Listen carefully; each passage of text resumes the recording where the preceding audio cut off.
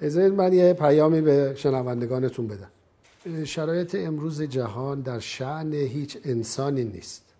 بیش از نیمی از مردم جهان در فقر به سر میبرن و اکثریت مردم جهان تحت تهدید امنیتی و فشارهای نظامی قرار دارن.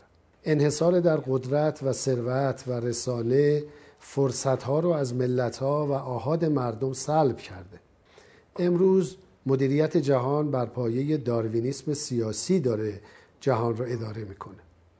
معنای این حرف اینه که اگر کسانی میخوان قوی باشن باید دیگران ضعیف باشن. اگه میخوان برخوردار باشن دیگران باید فقیر باشن. اگر میخوان عزتمند باشن دیگران باید حقیر باشن.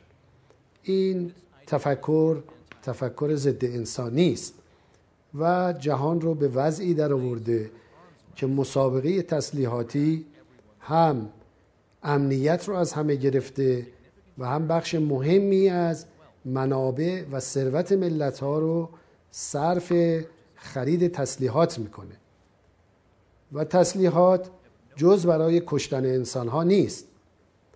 من با این مدل اداره کردن جهان مخالفم و باور دارم که همه انسان‌ها و ملت‌ها می‌توانند در دوستی، صلح و برادری زندگی کنند.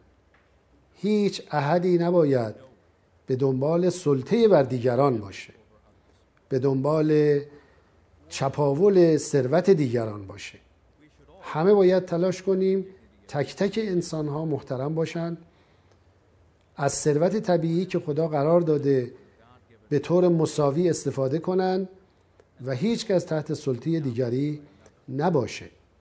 ما باید جهانی بسازیم که تک تک انسان‌ها بتونن آرزو کنن و آرزوهاشون برآورده بشود و بتونن استعدادهای بی‌نهایتی که خدا در وجودشون قرار داده شکوفا بکنن و همه به هم خدمت کنن، همه دوست هم باشن و همه یار هم باشن.